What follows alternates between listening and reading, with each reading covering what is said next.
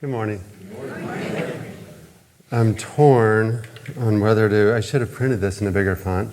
So do I wear readers and see this clearly, or do I see you all clearly? I don't know. Let's see how this goes. Readers. A couple months back, I wrote an essay for Fort Wayne magazine about war and mental health. Rebecca Reeder had read that and asked me if I might want to give a reflection for this service, which falls around Veterans Day. I was hesitant because I'm conflicted about my own identity as a veteran, and I wasn't sure how that connects to this space. But I'm grateful for the time spent pondering that, and I'll be telling you a little bit about that later this morning. In 1954, President Eisenhower designated November 11th as Veterans Day. The country had just come out of the war in Korea. 37,000 Americans died in that. And a decade earlier, 14 million Americans, 1 in 10 Americans, had served in uniform during World War II. So recognizing that willingness to sacrifice seems appropriate. And yet, may we remember the origins of Veterans Day, which began in 1919 as Armistice Day, the moment the fighting stopped in World War I, when the guns fell silent at the 11th hour on the 11th day of the 11th month. 9 million soldiers died in World War I. At the Battle of the Somme, 20,000 British soldiers died on the first day of the battle alone. They called it the Great War, the war to end all wars. It was industrial carnage. So terrible that surely humans wouldn't stumble into that again.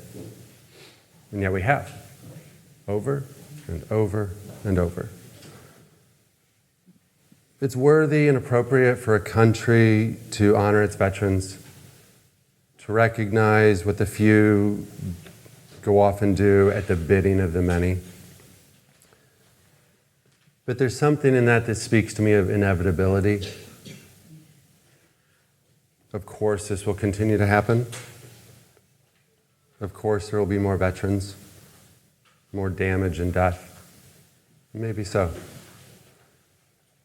But let us remember and be guided by the hope of the guns falling silent. This is a poem called The House of Belonging by David White.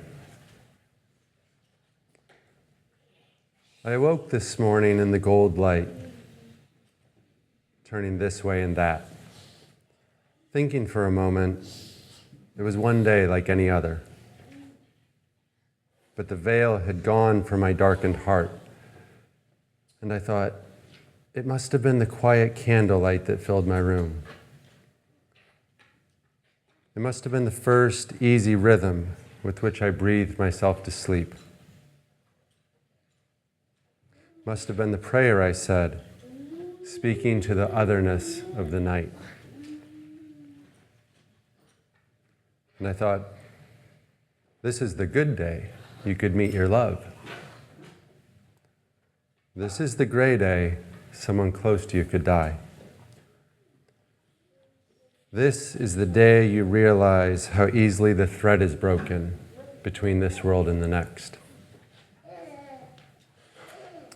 And I found myself sitting up in the quiet pathway of light, the tawny, close-grained cedar burning round me like fire, and all the angels of this housely heaven ascending through the first roof of light the sun made. This is the bright home in which I live. This is where I ask my friends to come. This is where I want to love all the things it has taken me so long to learn to love. This is the temple of my adult aloneness. And I belong to that aloneness as I belong to my life. There is no house like the house of belonging. 20 years ago this summer, I came home from my second deployment to Iraq. where I'd served with the Army infantry. The job description of the infantry, its mandate, is straightforward: to fix on, close with, and destroy the enemy. Preparing people to do that is not so straightforward. The militaries have honed this skill with a recipe that is part social deconditioning and part the exploitation of deep human drives and fears. We are not designed for the complexities of this modern world. For giant cities, for smartphones, for global economies. We are exquisitely nuanced, but our motivations are simple: to seek comfort or safety and to avoid pain. We have difficulty surviving by ourselves, so we need connection and the support of the tribe. This makes us loyal to our own and wary of outsiders who might threaten our resources or survival. Yet we also carry a deeply ingrained abhorrence to hurting each other. To unwind from that, it helps to be able to see others as so different, so not like us, that we can deny them food and resources, take their territory, and if need be, hurt them or kill them. We sit on this land because our ancestors found enough otherness in its prior occupants to deem them less deserving and drove them off or killed them.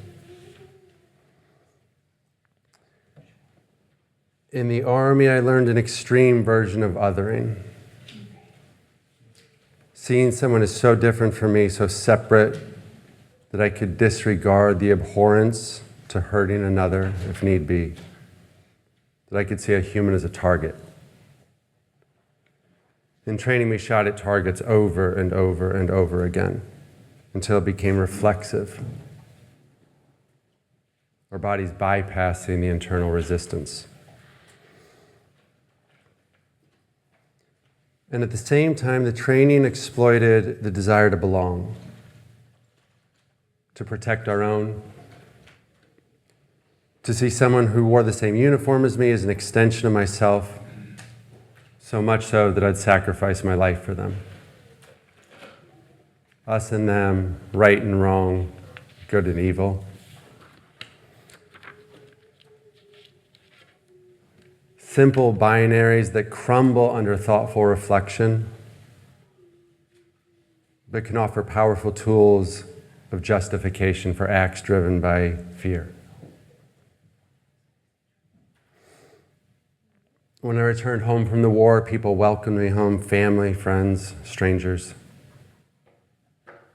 And I was glad to hear and feel their welcome. Glad to be home. To not be in that environment anymore, to not worry about getting hurt or killed. To not be immersed in such destruction. But I didn't really come home. It floated somewhere between there and here. I didn't understand what had happened to me. I knew I had changed, though I didn't know quite how. And I returned to a culture where the implied message was everything could go back to normal, that everything will be fine now.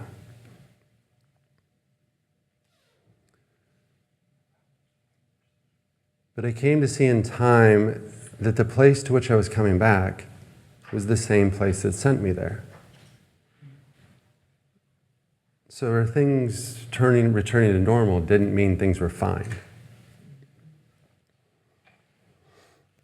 We get constant messages to push down or push aside what we don't want to experience. We're taught to turn away and cope with external tools, food, drugs, drink, working, acquiring, shopping, scrolling, binging, and blaming and trying to control others instead of focusing on the one thing over which we have some real influence, ourselves. That last part was tricky because I didn't know or understand myself. I did not feel welcome and at home within myself. Light had been shined into darkened corners, and I tried to turn from that, which exacerbated an internal dissonance and conflict.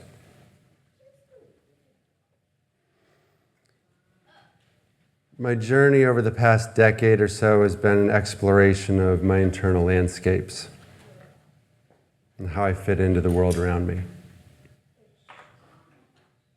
And I found that the latter can't happen without the former. A few years ago, I signed up for a 7-day silent meditation retreat. I didn't know what to expect or whether I could withstand that much time in silence. Alone with myself, alone with the darkened corners I knew about and the ones that I didn't. 7 days in silence, each day the same, alternating between blocks of sitting on a cushion and walking through trails and fields, from before sunrise until after sunset. All without eye contact, meant to reduce external distractions and create more space for self-reflection. At meals, we were encouraged to eat slowly, deliberately, exploring the tastes and textures, chewing fully and pausing between bites. It's like the raisin exercise that we did here a few months ago, but stretching out for like 30 or 45 minutes. It's a long time to eat.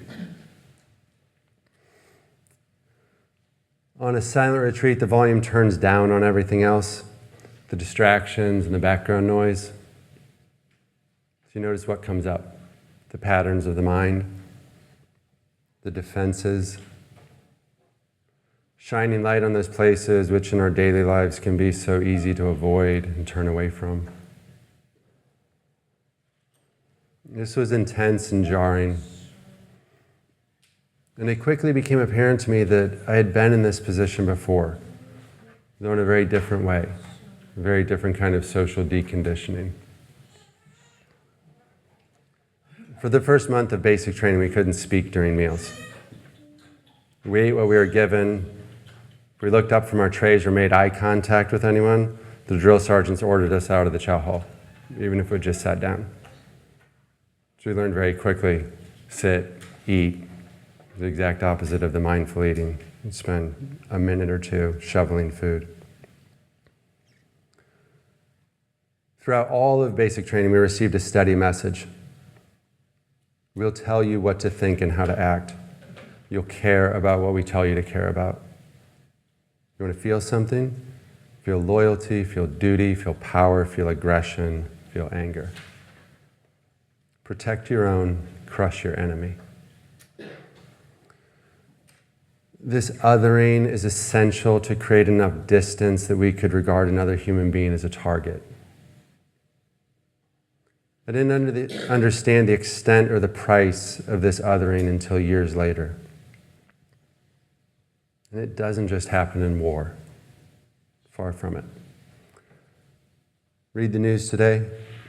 Nearly every headline speaks to othering, how we strive to create enough distance to justify poor treatment or to ignore it. And that says nothing about the way our species dominates or disregards every other species. This disconnection from others and the world around us both begins with and fuels disconnection from ourselves. When we judge others, what we find lacking or unacceptable in them is often born from what we find lacking or unacceptable in ourselves. We stand in judgment of others and we project our fears and shame onto them. At the retreat, I explored an antidote to this, turning inward. Hours and hours of turning inward, over and over, with a gentle inquiry to notice, what am I feeling? What are the patterns of my thoughts? Here's anger. What's under the anger? Where is this coming from? Or here's sadness or longing. Here's fear and failure. Can I be with these? Being with our burdens and in time putting them down, accepting who I am, where I am.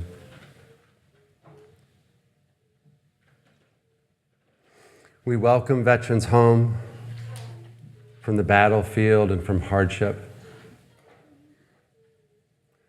But in this life journey, we're all veterans of something.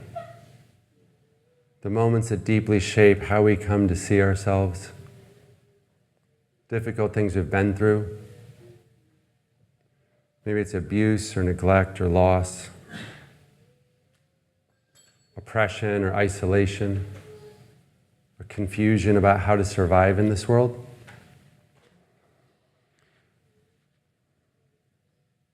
And the beliefs and behaviors that help us get by might leave us feeling at odds with and separated from ourselves.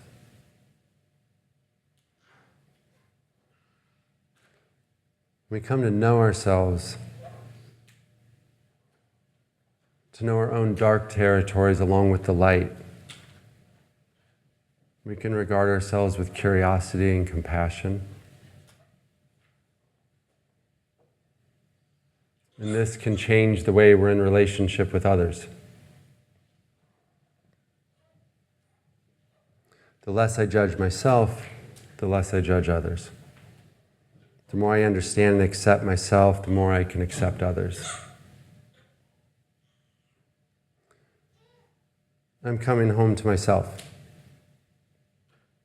I'm welcoming myself home. Making peace with what I find here and finding my place in life around me.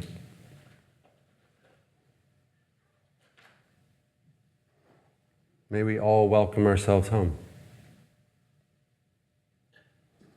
Home to ourselves and home to each other.